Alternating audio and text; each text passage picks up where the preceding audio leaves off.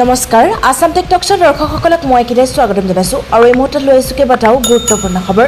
আজি হৈছে 28 মে আৰু আজি ভাৰতৰ লগতে অসমৰ বিভিন্ন প্ৰান্তৰ পৰা এনেধৰণৰ খবৰসমূহ নিতৌ চাবৰ কাৰণে আসাম টেকটক চেনেলটো সাবস্ক্ৰাইব কৰি কাষত থকা বেল আইকনটো প্ৰেছ কৰি দিব আৰু ভিডিঅ'টোত এটা লাইক কৰি মোক উৎসাহিত কৰিবলৈ একেবাৰে নাপাহৰিব। যদি ফেচবুকত চাই আছে তেন্তে আমাৰ পেজটো ফলো কৰি দিব। তেন্তে আহক আজি গুৰুত্বপূৰ্ণ খবৰকেইটা আৰম্ভ কৰোঁ। দৰ্শকসকলে এই মুহূৰ্তৰ খবৰটোতকৈ ডাঙৰ খবৰটো হৈছে ৰেমালৰ মাজতে আন এক ভয়ংকৰ খবৰ। যিকোনো মুহূৰ্ততে সৃষ্টি হ'ব পাৰে ভয়াৱহ পৰিস্থিতিৰ। সতৰ্কবাণী প্ৰেৰণ কৰিলে ভূটানে এবাৰ বানত বুৰ যাব পাৰে নামনি অসমৰ কেইবাটাও অঞ্চল। ভূটানত ডাৱৰ বিস্ফোৰণৰ সম্ভাৱনা।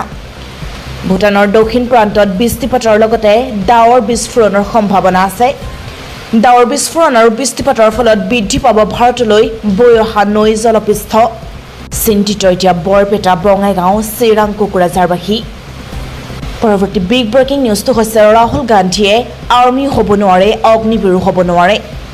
কোনে কি প্ৰসংগত এই কথা ক'লে সবিশেষ জনাই আছো আসাম টেকটক্সৰ দৰ্শকসকলক। একো কৰি খাব নোৱাৰে ৰাহুল গান্ধীয়ে। ৰাহুল গান্ধীয়ে নিজে মাতৃৰ ওপৰত বোজা হৈ আছে। তেওঁ নিজস্থতাৰে এটা চাকৰি পাব পাৰিব যে তাতো সন্দেহ আছে। ৰাহুল গান্ধীয়ে আৰ্মি হ'ব নোৱাৰে, অগ্নিবীৰো হ'ব নোৱাৰে। সেনাৰ বিৰুদ্ধে কথা কৈ দেশদ্ৰোহৰ কাম কৰিছে ৰাহুল গান্ধীয়ে। ভাৰতৰ নাগৰিকে ৰাহুল গান্ধীক কেতিয়াও সহায় নকৰে। অগ্নিবীৰ আঁচনিক লৈ অপব্যাখ্যা কৰা ৰাহুল গান্ধীক তীব্ৰ সমালোচনা। মুখ্যমন্ত্ৰী হিমন্ত বিশ্ব শৰ্মাই উভতি ধৰিলে এবাৰ ৰাহুল গান্ধীক। ভাৰতীয় সেনাৰ বিৰুদ্ধে মাত নামাতিবলৈ ৰাহুল গান্ধীক সকিয়নি মুখ্যমন্ত্ৰীৰ।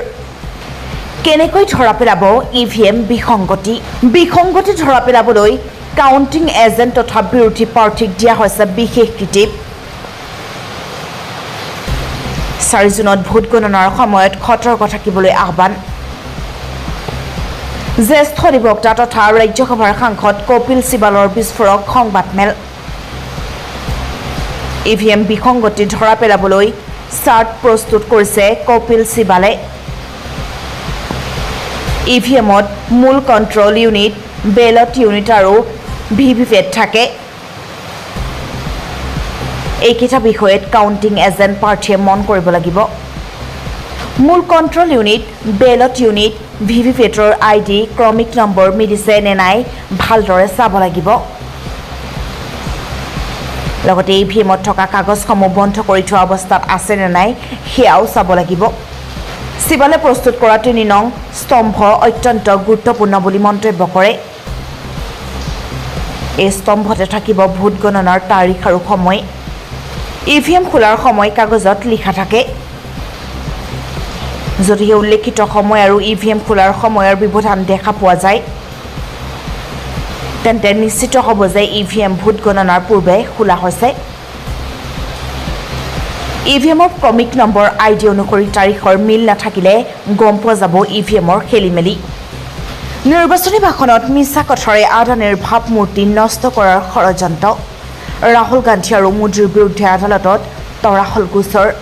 সুৰজিৎ সিং যাদৱে কংগ্ৰেছ নেতা ৰাহুল গান্ধী আৰু প্ৰধানমন্ত্ৰী নৰেন্দ্ৰ মোদীৰ বিৰুদ্ধে আদানী গোট আৰু ইয়াৰ প্ৰমোটাৰ গৌতম আদানীৰ বিৰুদ্ধে দিয়া বক্তব্যক লৈ দিল্লীৰ আদালতত গোচৰ তৰিছে।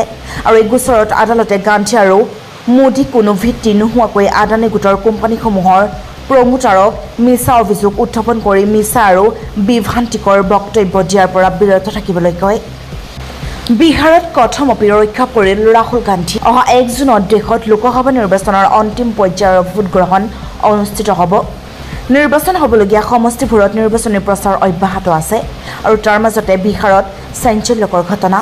ভয়ংকৰ দুৰ্ঘটনাৰ পৰা কথমপি ৰক্ষা পৰিল কংগ্ৰেছ নেতা ৰাহুল গান্ধী। বিহাৰৰ পাটলিপুত্ৰত ৰাহুল গান্ধীৰ ৰেলীৰ সময়তে হঠাতে খহি পৰে মঞ্চ আৰু সেই সময়ত মঞ্চখনত আন নেতাৰ সৈতে উপস্থিত আছিল ৰাহুল গান্ধীও। ভাঙোন নিশ্চিত। 2024ত অকলেই যুঁজ দিব নেকি কংগ্ৰেছে? লোকসভা নিৰ্বাচনৰ ফলাফলৰ পিছত অসমত কংগ্ৰেছৰ নেতৃত্বত বিৰোধী ঐক্য মঞ্চ থাকিবনে? আপুনি বাৰু কি ভাবিছে জনাওকচোন আপোনাৰ মতামত তলৰ কমেণ্ট বক্সত। 2026 চনৰ বিধানসভা নিৰ্বাচন বিজেপিৰ বিৰুদ্ধে বিৰোধী ঐক্যবদ্ধভাৱে যুঁজ দিবনে সেয়া এতিয়া অসমৰ ৰাজনীতিত বিশেষ চৰ্চাৰ বিষয় হৈ পৰিছে কাৰণ ইতিমধ্যে অসম প্ৰদেশ কংগ্ৰেছৰ সভাপতি ভূপেন বৰাই ৰাইজৰ দলৰ সভাপতি অখিল গগৈলৈ চৰ্চিত পত্ৰখন প্ৰেৰণ কৰাৰ লগতে অজাপ আৰু ৰাইজৰ দলে লগ লাগি বিকল্প আঞ্চলিক দল গঠন কৰাৰ চৰ্চা হোৱাৰ পিছতে অসমত বিৰোধী ঐক্যৰ ভাঙোন প্ৰায় নিশ্চিত দেখা গৈছে অসমতো আৰম্ভ ৰিমলৰ প্ৰভাৱ কালৰূপ ধাৰণ কৰিছে বতৰে কোন জিলাত কি সতৰ্কবাণী জাৰি কৰিছে জিলা প্ৰশাসনে ধুমুহা শিলাবৃষ্টিৰ প্ৰতি লক্ষ্য ৰাখি শোণিতপুৰ জিলা প্ৰশাসনে জাৰি কৰিছে সতৰ্কতামূলক জাননী জিলাবাসীক সম্ভাৱ্য ধুমুহা শিলাবৃষ্টিৰ পৰা ৰক্ষা কৰি চলিবলৈ আহ্বান লগতে সাৱধানতা অৱলম্বন কৰি চলিবলৈ আহ্বান জনাইছে মাজুলী জিলা প্ৰশাসনৰ জিলা দুৰ্যোগ প্ৰশমন ব্যৱস্থাপনা বিভাগৰ জৰুৰী নিৰ্দেশনা জাৰি কৰিছে মাজুলীত পৰিস্থিতি চাই প্ৰয়োজন অনুসৰি 28 মেৰ পৰা অৰ্থাৎ আজিৰ পৰা 29 মেত ফেৰী বন্ধ ৰখাৰ বিবেচনা কৰিবলৈ নিৰ্দেশ আভ্যন্তৰীণ জল পৰিবহণক কৃষি বিভাগকো কৃষি কাৰ্যত নিয়োজিতসকলক সতৰ্ক কৰিবলৈ বিশেষ নিৰ্দেশনা ইয়াৰ লগতে তামুলপুৰ জিলা প্ৰশাসনে নদীত মাছ মৰা সাঁতোৰা নৈৰ দাঁতিত ফটো তোলা নৈ পাৰত ঘোঁৰা পকা আদিৰ পৰা বিৰত থাকিবলৈ ৰাইজক আহ্বান জনাইছে লগতে খেতিয়কসকলকো কৃষি কৰ্মত সাৱধানতা অৱলম্বন কৰিবলৈ আহ্বান জনাইছে আনহাতে বানৰ সময়ছোৱাত নিত্য প্ৰয়োজনীয় সামগ্ৰী কাপোৰ খাদ্যবস্তু শিক্ষাৰ্থীৰ কিতাপ পত্ৰ আদি সযতনে মজুত ৰাখিবলৈ আহ্বান জনাইছে অভাৱ হৈছিল মাটিৰ মন্দিৰ নিৰ্মাণৰ বাবে মছজিদৰ মাটি দান কৰিলে মুছলমান সমাজে তামিলনাডুৰ তিৰুপুৰ জিলাৰ অটাপালায়ম গাঁৱত সংঘটিত হৈছে এই ঘটনা মন্দিৰ সাজিবলৈ মছজিদৰ মাটি দান কৰিছে গাঁওখনৰ মুছলমান সম্প্ৰদায়ৰ লোকে উক্ত গাঁৱৰ গোলাপ বাগান অঞ্চলত প্ৰায় 300 পৰিয়াল বসবাস কৰে তাত হিন্দু আৰু মুছলমান উভয় সম্প্ৰদায়ে বাস কৰে দীৰ্ঘদিন ধৰি দুটা সম্প্ৰদায়ৰ লোকে মিলিজুলি বসবাস কৰি আহিছে কাৰ হ'ব চৰকাৰ ফলাফল ওলোৱাৰ পূৰ্বে 1 জুনত ইণ্ডিয়া মিত্ৰজোঁটৰ জৰুৰী বৈঠক অহা 4 জুনত লোকসভা নিৰ্বাচনৰ ফলাফল ঘোষণা কৰা হ'ব আকৌ এবাৰ মোদী চৰকাৰে সকলো হিচাপ নিকাচ ওলোটা হ'ব এবাৰ সলনি হ'ব ভোটৰ সমীকৰণ ইণ্ডিয়া মিত্ৰজোঁটে চৰকাৰ গঠন কৰিবনে দেশজোৰা 7 পৰ্যায়ৰ ভোট গ্ৰহণত কাৰ ফালে ঢাল খালে জনসাধাৰণৰ ৰায় পুনৰ জিভাপি চলিল মুখ্যমন্ত্ৰী নীতিশ কুমাৰৰ ক'লে আমি বিচাৰোঁ মোদীজী পুনৰ মুখ্যমন্ত্ৰী হওক পুনৰ জিভাপি চলিল বিহাৰৰ মুখ্যমন্ত্ৰী নীতিশ কুমাৰৰ এবাৰ পাটনাৰ এখন ৰাজহুৱা সভাত ক'লে আমি বিচাৰোঁ মোদীজী পুনৰ মুখ্যমন্ত্ৰী হওক নীতিশৰ এই কথাই মঞ্চৰ আন বক্তাসকলক আৰু দৰ্শকক আচৰিত কৰি তুলিছিল যদিও প্ৰথমতে তেওঁলোকে ভাবিছিল যে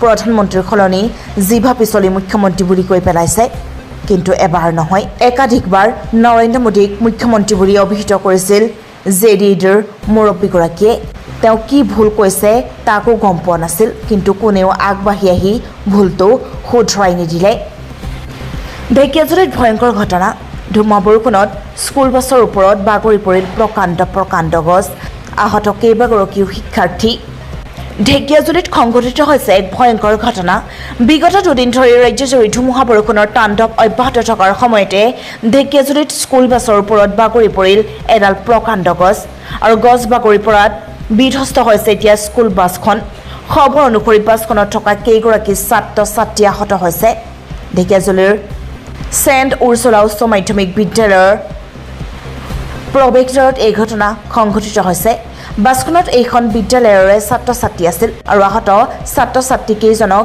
ঢেকীয়াজুলি মনৱৰনাথ সামূহিক চিকিৎসালয়লৈ প্ৰেৰণ কৰা হৈছে বুলি জানিব পৰা গৈছে